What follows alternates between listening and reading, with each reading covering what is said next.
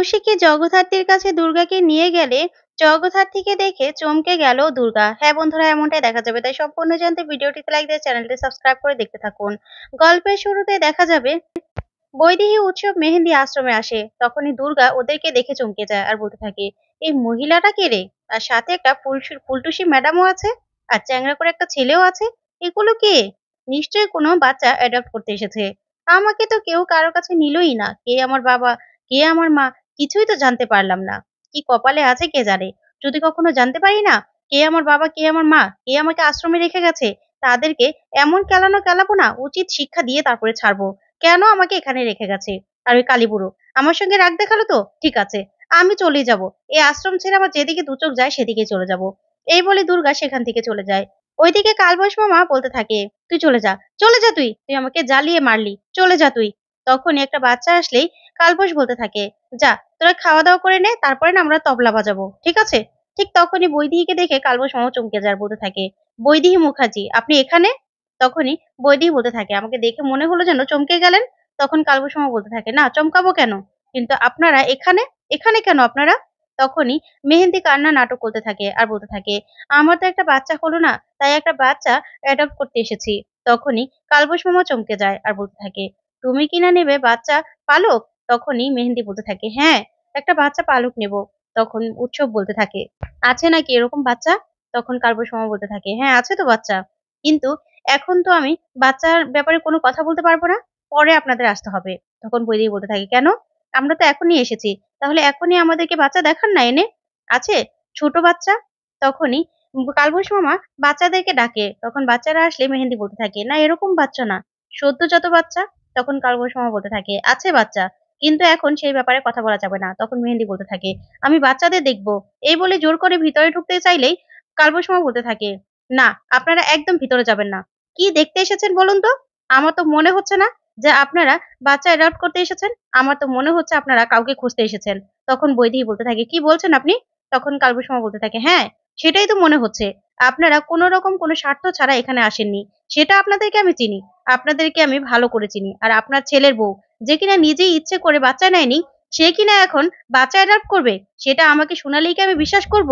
তখন বৈদেহী বলতে থাকে, আপনি খুব বেশি স্মার্ট হয়ে গেছেন, তাই না? তখন এই কথা শুনে কালবৈশ মামা বলতে থাকে, শুনুন, আপনাদেরকে তো আর আমি নতুন দেখি না। আপনাদেরকে আমি খুব আগে থেকেই চিনি। তাই আপনাদের সব ফন্দি আমি জানি। তখন এই কথাতে বৈদেহী বলতে থাকে, দেখুন, আমাদের বাড়ির নাতনি পৃথা। পৃথা বলেছে যে আপনাদের আশ্রমে একটা মেয়ে আছে, হুবহু জগদ্ধাত্রীর মতো দেখতে। সেই মেয়েটাকে আমরা দেখতে চাই। আপনার কাছে লুকোনোর কিছুই নেই। তখন কালবৈশ মামা বলতে থাকে, শুনুন, আপনার নাতনি মদ খেয়ে সেদিন মাতলামি করছিল। তাই কি দেখতে কি দেখেছে আমি জানি না। তবে ওর সঙ্গে যার ঝামেলা হয়েছিল তাকে আপনাকে আমি দেখাতে পারি। সে এই আশ্রমে থাকে। তখন বৈদেহী মুখার্জি বলতে থাকে, কই সে? ডাকুন।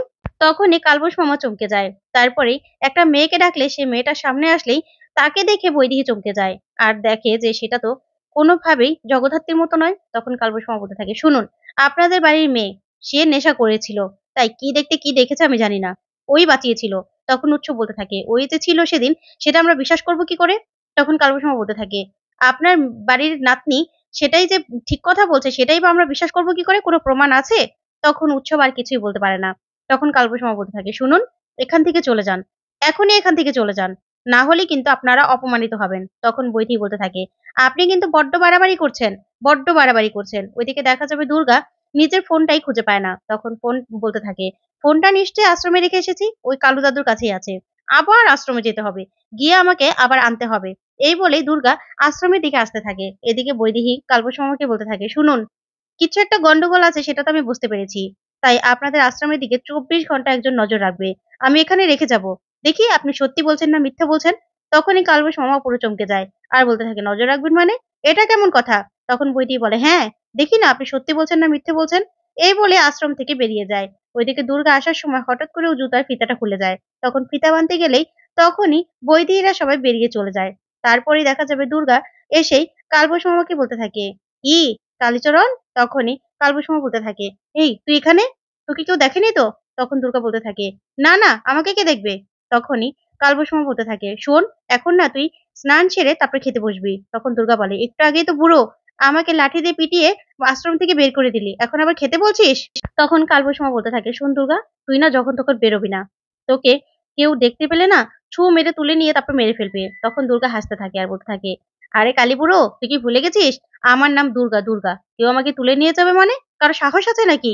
আমি হলাম দুর্গা। কেউ আমাকে তুলতে আসলে না তাকেই আমি একদম কেলিয়ে বৃন্দাবন পাঠিয়ে দেব।" যা শুনে কালবোস মামা চমকে যায়। তারপরেই দুর্গা চলে গেলেই কালবোস মামা কৌশিকীকে ফোন করে। তখন কৌশিকী ফোন করলে কৌশিকী বলতে থাকে, "আপনার ফোনের অপেক্ষাই করছিলাম। আচ্ছা ২৬ তারিখে আপনাদের আশ্রমে নাকি অনুষ্ঠান আছে?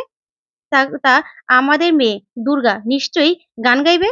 ওর তো শুনেছি গানের গলা খুব ভালো। আর হবে নাই বা কেন? ওর ঠাম্মি উর্মিলা মুখার্জি সে তো খুব ভালো গান গাইতো। তাই দুর্গা ওর ঠাম্মির মতোই হয়েছে।" তখনই কালবোস মামা চুপ করে থাকলে কৌশিকী বলতে থাকে, "কি হয়েছে? আপনি চুপ করে আছেন কেন?" তখন কালবোস মামা বলতে থাকে, "আসলে আমাদের আশ্রমের প্রতি ২৪ ঘন্টা নজর রাখা হচ্ছে। তাই মনে হচ্ছে না অনুষ্ঠানটা করা যাবে।" তখন কৌশিকী বলতে থাকে, "কি বলছেন আপনি? অনুষ্ঠানটা করা যাবে না মানে? কে নজর রাখবে?" তখন কালবোস মামা বলতে থাকে, "বৈদেহী মুখার্জি, উৎসব মুখার্জির, মেহেন্দি মুখার্জি এসেছিল। বাচ্চা অ্যাডপ্টের নাম নিয়ে দুর্গাকে খুঁজতে এসেছিল। তাই ওরা পুরো আশ্রম তন্ন তন্ন করে খুঁজেছে। কিন্তু দুর্গাকে খুঁজে পায়নি।" তখন কৌশিকী বলতে থাকে, "দুর্গাকে খুঁজে পায়নি তো? যাক, দুর্গাকে কিন্তু কারো সামনে আনা যাবে না।" তখনই কালবোস মামা বলতে থাকে, "কি করব বলুন তো? মেয়েটা এত ডানপিটে হয়েছে না, কি করে কি না করে কিচ্ছু বুঝতে পারি না। কখন যে কোথায় চলে যায় আর অন্যায় দেখলে এরকমভাবে প্রতিবাদ করে না? আপনাদের বাড়ির মেয়েটার সঙ্গে যদি ঝামেলাই না করত, তাহলে কি ওই মেয়েটা দেখতে পেত আর বলতে পেত যে ও জগদ্ধাত্রীর মতো হুবহু দেখতে?" তখন কৌশিকী বলতে থাকে, "ওগুলো নিয়ে আপনি একদম চিন্তা করবেন না। সবকিছু আমি সামলে নেব। আর দুর্গার পিছনেও একজন আমি সারাক্ষণ ওকে দেখার জন্য রাখবো। আপনি একদম চিন্তা করবেন না। দুর্গার কিচ্ছু হতে দেব না আমি। কারণ দুর্গাকে কারো কাছে আগে আনা যাবে না। যতক্ষণ না পর্যন্ত সবকিছু দুর্গার নামে হয়ে যাচ্ছে, ততক্ষণ পর্যন্ত কারো সামনে আনলে সমস্যা। দুর্গাকে মেরে ফেলতে পারে। তাই দুর্গাকে লুকিয়ে রাখতে হবে।" তখনই কালবোস মামা বলতে থাকে, "ঠিক আছে। আপনি যা করবেন ভালো মতোই করবেন।" তারপরে এই বলে ফোনটা রেখে দিলে কৌশিকী জগদ্ধাত্রীকে বলতে থাকে, "জগদ্ধাত্রী, জানো তো তোমার মেয়ে, তোমার মেয়ে না খুব ভালো গান গায়। তোমার মেয়েকে আমি নিয়ে আসবো। ঠিক যেমন তুমি আমাদের মুখার্জি বাড়ির দরজায় এসে দাঁড়িয়েছিলে, তোমাকে বরণ করে আমি ঘরে তুলেছিলাম, ঠিক ওরকম ভাবেই দুর্গাকে আমি ওই দরজায় দাঁড় করাবো। তারপরে বরণ করে বাড়িতে ঢুকাবো। তুমি না তোমার মেয়েকে খুব আদর করবে, খুব ভালোবাসা দিবে। ও তো আশ্রমে বড় হচ্ছে। ও না খুব ডানপিটে, জানো তো? কারো ভালোবাসা পায়নি তো। আশ্রমে বড় হয়েছে তো। সেজন্য। আমি জানি তুমি ওকে খুব ভালোবাসবে।" তখন এই কথা বলে কৌশিকী বলতে থাকে, "জানো তো ওর উপর বিপদ। ওই বৈদেহী মুখার্জি, ওরা না ওর উপর নজর রাখবে বলছে। দাঁড়াও, ওর একটা ব্যবস্থা করে নেই।" এই বলে কৌশিকী মেননকে ফোন করে। তখন মেনন বলতে থাকে, "হ্যাঁ ম্যাডাম জি বলুন।" তখন কৌশিকী বলতে থাকে, "মেনন, তোমার দুর্গার উপর কিন্তু আক্রমণ হওয়ার সম্ভাবনা আছে। তুমি কিন্তু দুর্গার উপর ২৪ ঘন্টা নজর রাখবে। দুর্গার যেন কিচ্ছু না হয়। তুমি কিন্তু দুর্গাকে আগলে রাখবে।" তখন মেনন বলতে থাকে, "না, না ম্যাডাম, কিচ্ছু হবে না দুর্গার, কিচ্ছু হবে না। দুর্গাকে আমি আগলে রাখবো, আমি।" তখন এই কথা শুনে কৌশিকী বলতে থাকে, "ঠিক আছে।"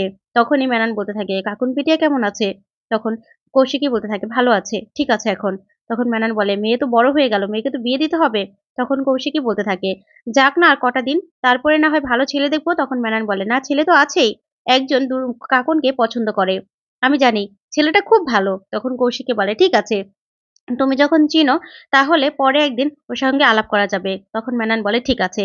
এই বলে ফোনটা রেখে দেয় কৌশিকী। ওইদিকে মেনন দুর্গার দিকে নজর রাখতে থাকে। তো বন্ধুরা, আজকের আপডেটটি কেমন লাগলো কমেন্ট করে জানাও। ধন্যবাদ।